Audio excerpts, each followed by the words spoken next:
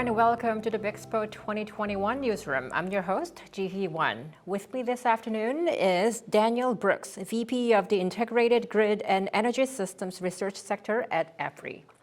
Mr. Brooks, welcome to the show. Nice to be here.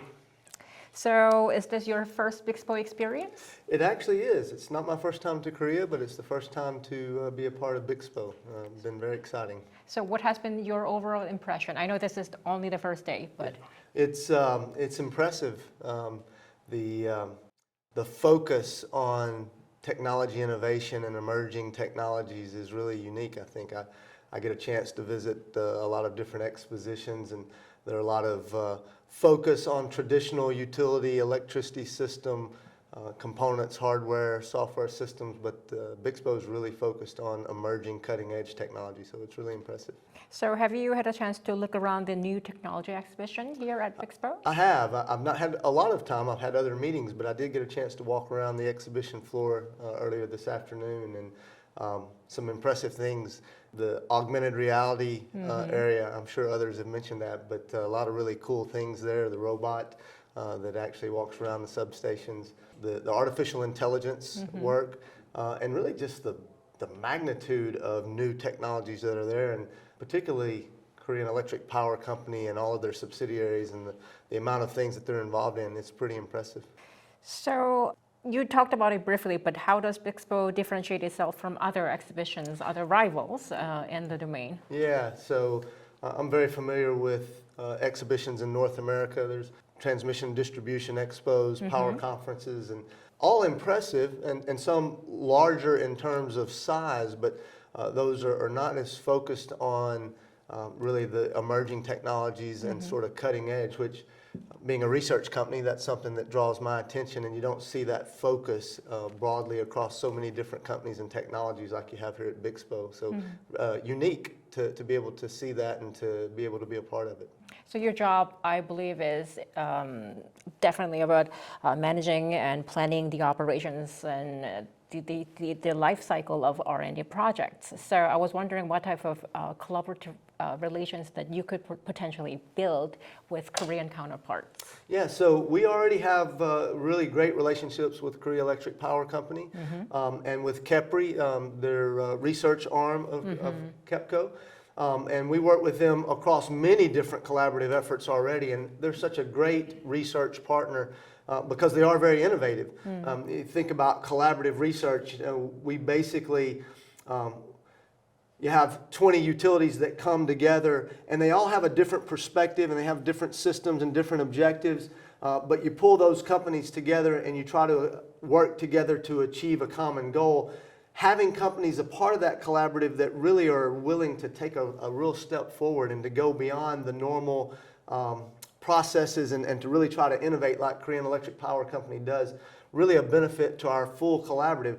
We have some companies that aren't as progressive in their research and their innovation, and having companies like Korea Electric Power pulls those other companies along, and so we hope to continue that collaboration, and there are other companies as well that we look to collaborate with, but Korea in general is a culture and a context of innovation and technology development, and so it's a really good partner for us to look for here.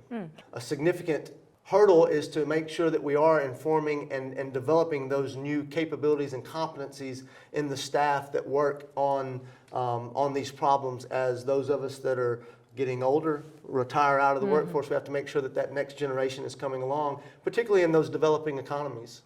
So I think this is going to be my last question.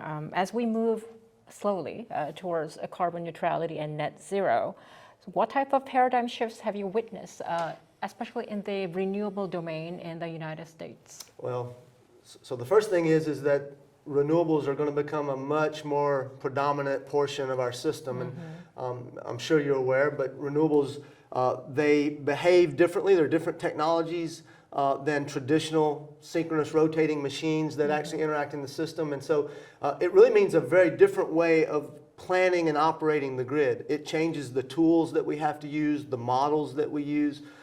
It also changes the processes that we use in order to make sure that the grid operates the way that we want to, reliably, resiliently, affordably, those types of things.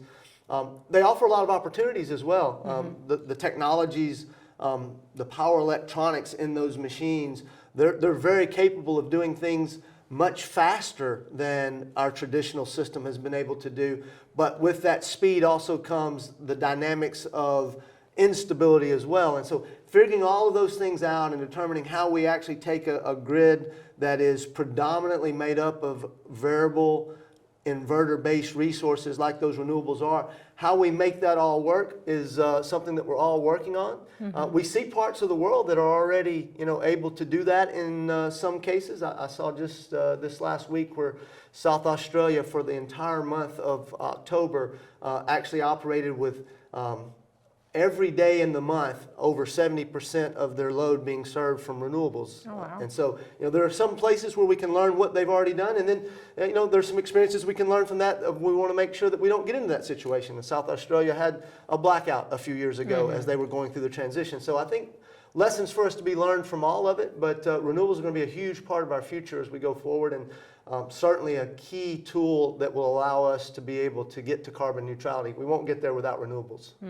Any final thoughts you would like to share with our viewers? Yeah, I would just say that it's wonderful that we can have forums like BIXPO where we can come together and we can share technologies, we can share experiences, we can really look to the future and see what is it that we need to do and how can we do that together in order to achieve the goals that we all have together.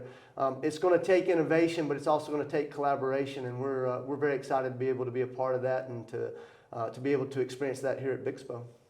Thank you for your time, and thank you for watching.